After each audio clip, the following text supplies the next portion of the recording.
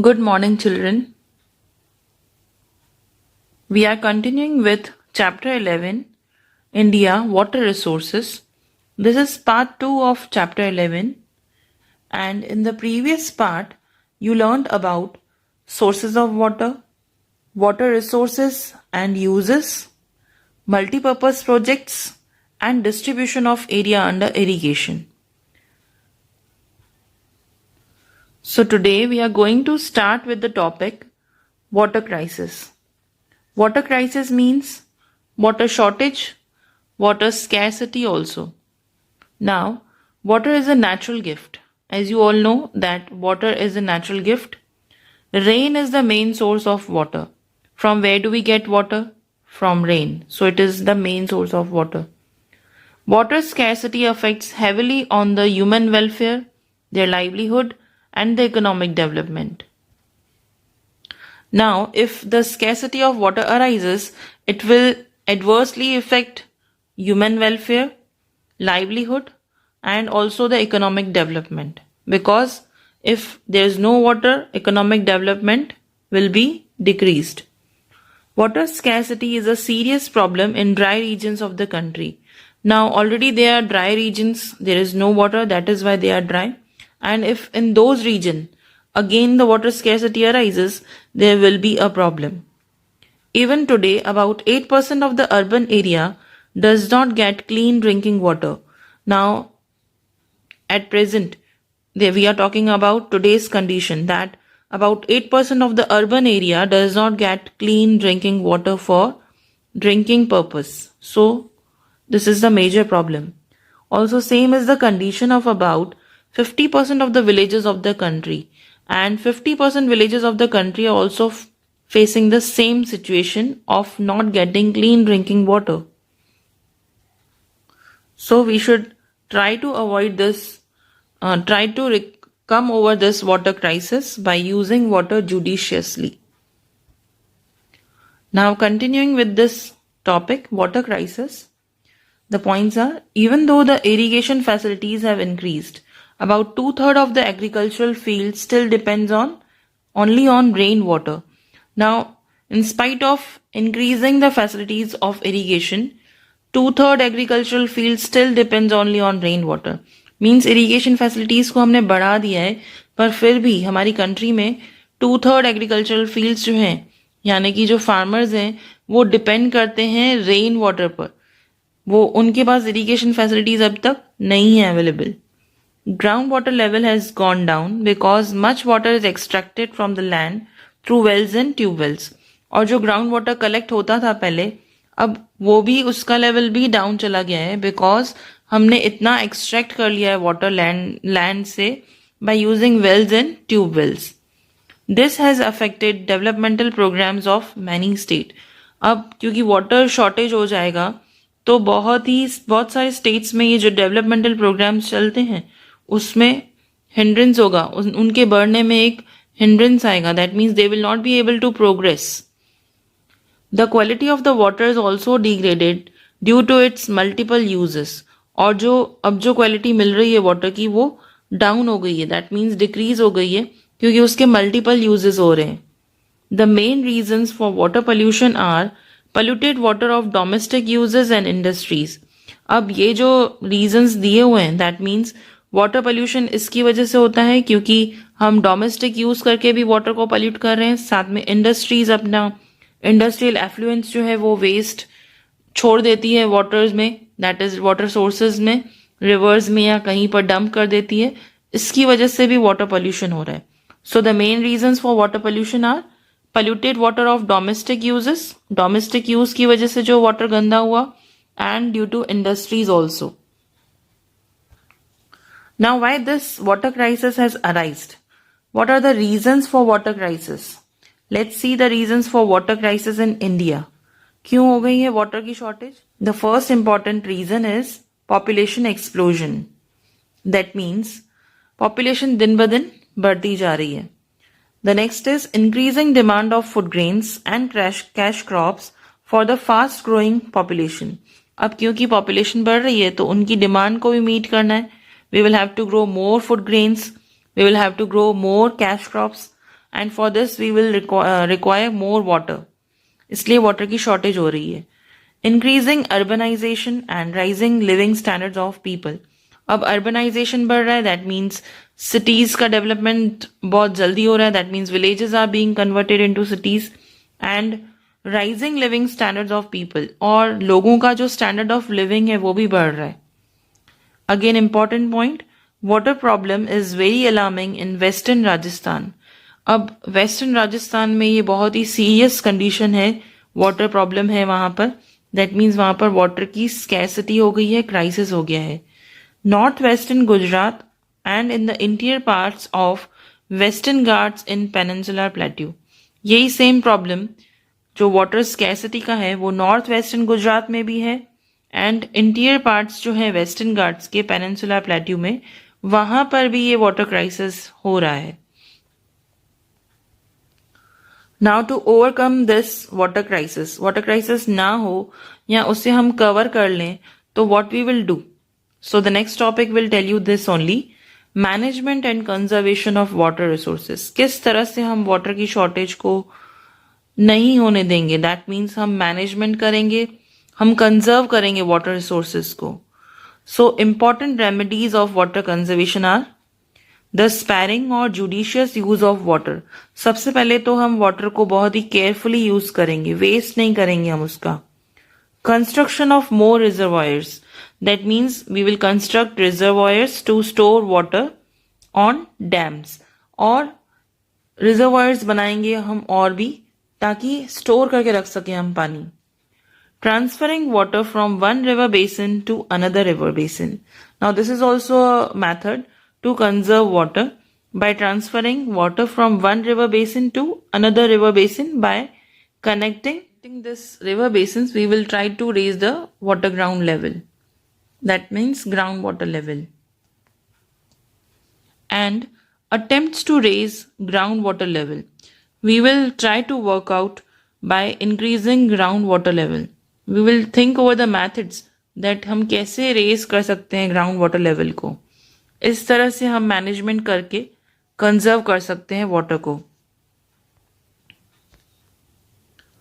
Moving on to the next topic which is watershed development. Now watershed is a natural unit and it is used for synthesized development in smaller natural units according to the convenience. अब watershed क्या होता है, natural way में पानी को collect किया जाता है एक ही जगह पर, and small small natural units में वो कलेक्ट हो जाता है. Let's read, a river basin is such an area where in the water of a river along with the water of its branches forms a watershed.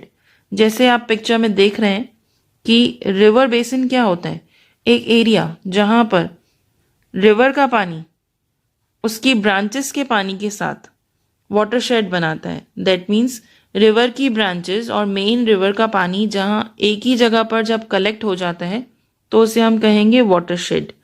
In the second picture you will be able to see clearly कि mountains से जो branches of river हैं वो जाकर मिल रही हैं और watershed area form हो रहा है.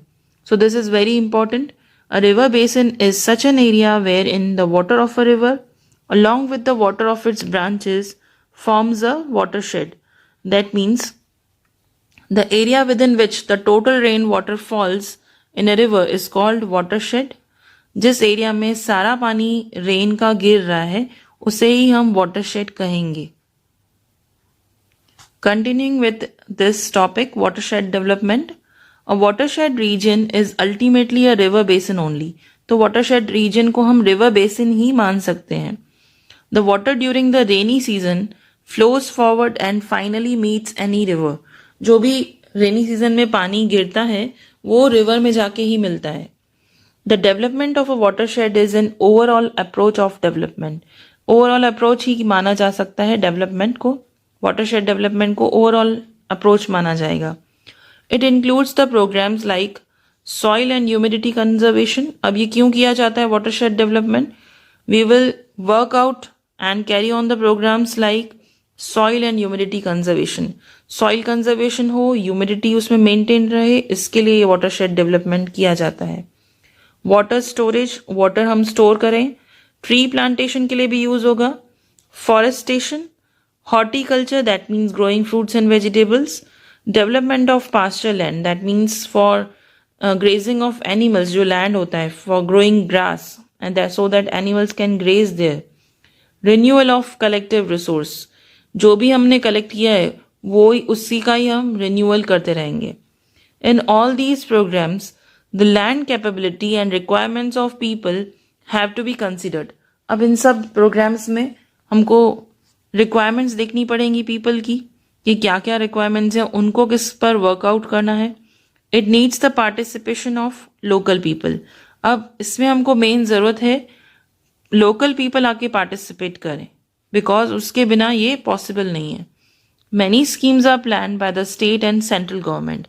ऑल्सो जो हमारी स्टेट और सेंट्रल गवर्नमेंट है उसमें बहुत सारी स्कीम्स ऑलरेडी लॉन्च हो चुकी हैं, प्लान हो चुकी हैं to carry on this watershed development.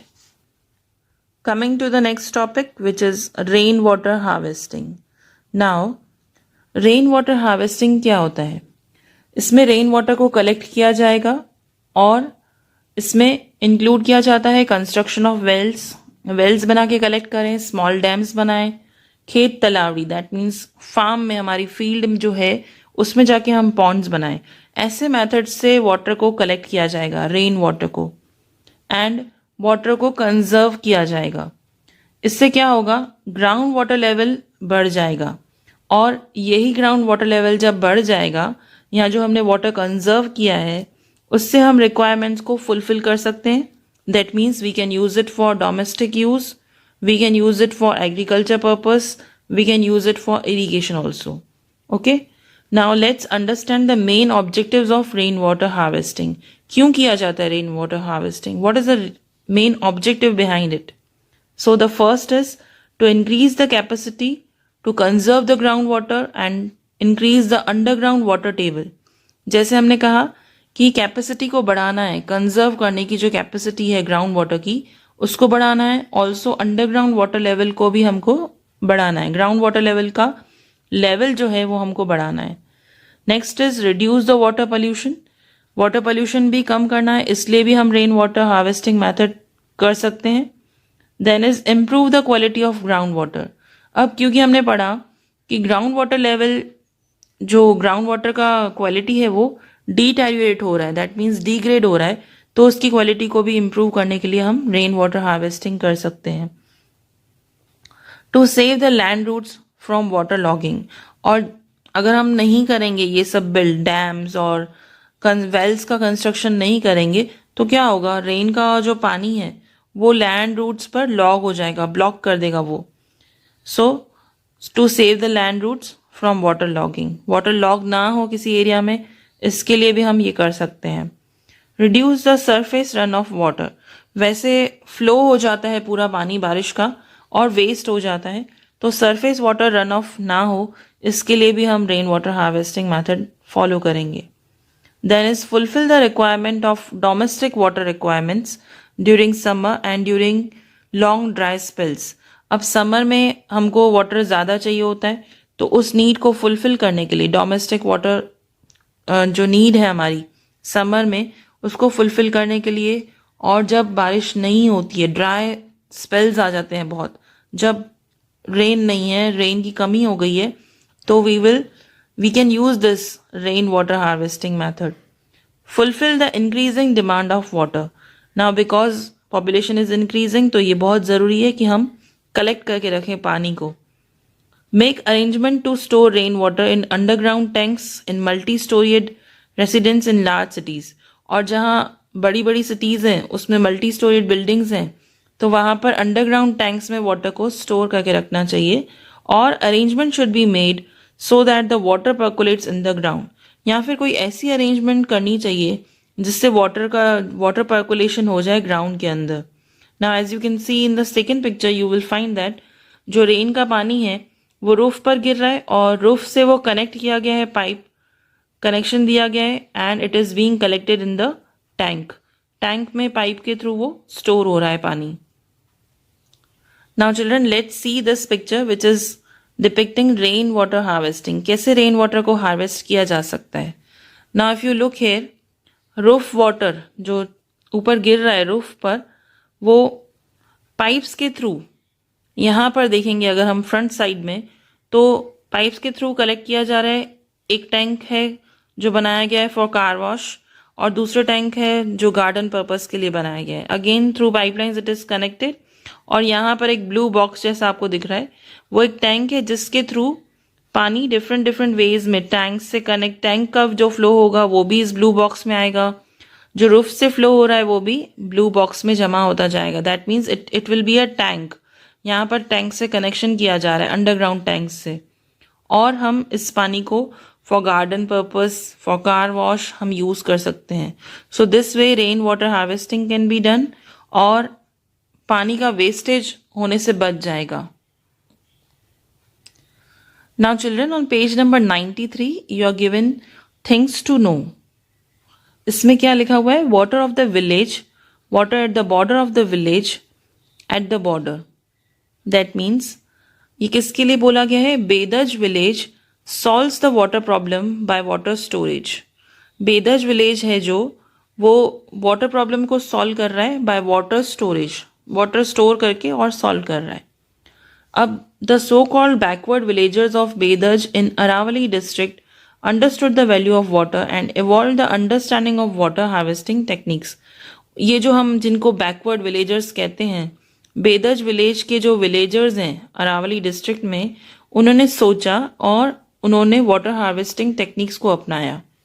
They converted the entire region into greenery by conserving about 2.25 crore litres.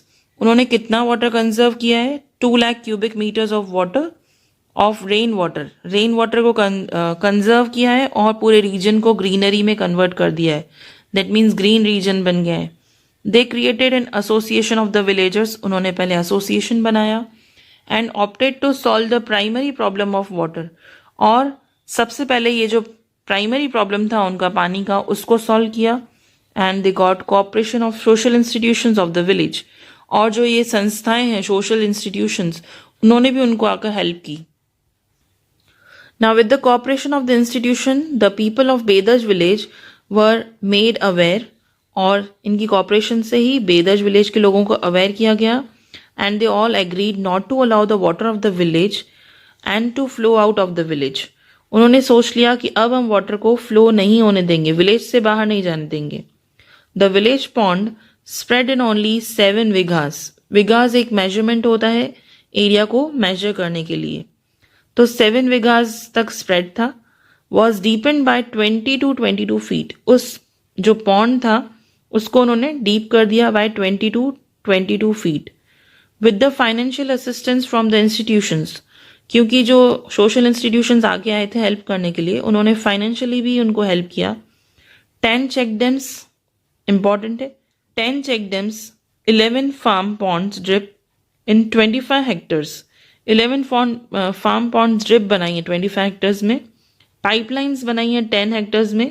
Deep flows भी बनाए. Small dams were constructed. ये सब चीजें उन्होंने कंस्ट्रक्ट करवाई. About 2 lakh cubic metres of rain water was stopped and stored. ये जो हमने फर्स्ट रीड किया कि 2 lakh cubic metres rain water का उन्होंने स्टोर किया था और वेस्ट होने से बचा लिया था. The stony and dry land was made greener. पहले वो रीजन बहुत ही ड्राई था, अब वो ग्रीन रीजन में कन्वर्ट हो गया है. This pointed a way to others. अब इससे हमको बहुत सीखने को मिलता है. That means we can also try this, we can also follow rain water harvesting. About 154 vigha of land in Bedaj area got new facility of water supply. अब कितना रीजन है उनका? 154 वीघा ऑफ लैंड जो है उसको न्यू फैसिलिटी दी गई है वाटर सप्लाई की. Milk production increased by 12.5% in 1 year.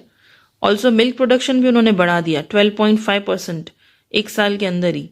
Water storage increase by 20 to 30%, due to which the farm production also increase.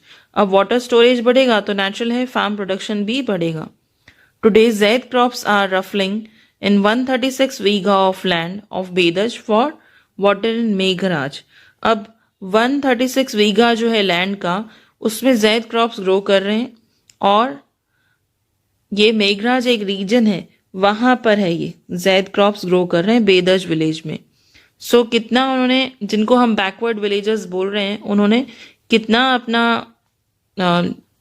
Help लेकर टेक्निक्स यूज करके वाटर कंजर्व किया और प्रॉस्पेरिटी भी लाए वो अपने विलेज के अंदर। They have turned it a green village from the dry region, they have turned it to a green village. Now children, coming to the last topic of the chapter, that is what points should be considered for water management. That means what care should be taken for water management. So the following points should be considered for water management. Use water economically for gardens, vehicles, in toilets and wash basins. हमको पानी waste नहीं करना है, so we should use it economically, very carefully. When we are using it in gardens, we are cleaning the vehicles, in toilets and in wash basins. Public awareness should be created. सबसे पहले हमको public awareness लाना है कि पानी waste मत करो। Participation in water conservation and it's skilled management should be increased. और वाटर कंजर्वेशन में ज़्यादा से ज़्यादा लोग पार्टिसिपेट करें, ये हमको सोचना है, और बहुत ही अच्छे वे से मैनेजमेंट हो, इससे हमको ध्यान देना है। If possible, recycle the used water. जो भी हम पानी यूज़ कर रहे हैं उसका रिसाइकल हो, ऐसा भी हम कर सकते हैं। Save the reservoirs from pollution. जितने भी हमारे रिजर्वायर्स हैं उन्हें हमको पोल्यूशन से बचाना। Now increase the use of all units of water harvesting structures. जितने भी हमने यूनिट्स बनाए थे वाटर हार्वेस्टिंग करने के लिए, जैसे ट्यूबवेल्स, वेल्स, खेत तलवड़ी एक्सेट्रा, इनका यूज हमको ज्यादा करना है। Keep a watch on those units which are using ground water. और जो यूनिट्स ग्राउंड वाटर को यूज कर रहे हैं उन पर एक वॉच रखना है। Prevent the deterioration of water storage units. जितने भी वाटर स्टोरेज यूनिट्स हैं वो डिक्रीज नहीं हो जाए उनकी क्वालिटी, या डिटेरियोरेट नहीं हो जाए, उन पे भी हमको ध्यान देना है, उनका प्रिवेंशन करना है। And repair the damaged pipelines immediately to stop water pollution. और जितनी भी पाइपलाइंस हैं अगर वो डैमेज्ड हैं तो उनको उसी वक्त रिपेयर करवाएंगे ताकि वाटर पोल्यूशन ना हो। So children, coming to the conclusion, what we have learned in this chapter. Thus, water should be utilized economically. हमको बहुत ही ध्यान से पानी यूज करना है। Various methods are being implemented for water conservation. हमने इतने सारे methods देखे जिसमें water conservation किया जा सकता है। Whether rainfall occurs or not, चाहे बारिश हो या नहीं, the water crisis is pending on us. अभी भी water crisis है, वो हम पर डिपेंड कर रहा है कि हम water crisis ला रहे हैं कि उसे ओवरकम कर रहे हैं। Whether it is a farm और a water place in the house, we have to conserve every drop of water. Water crisis ना हो, इसलिए हम फार्म में हैं या फिर अपने हाउस में हैं, तो हम ट्राई करेंगे कि हम एक एक बूंद को प्रिजर्व करें, कंजर्व करें। So water is life. At last we will conclude that water is life. Without water life is not possible. So children, with this we complete chapter 11, India Water Resources. We will be starting new chapter in the next video. Thank you.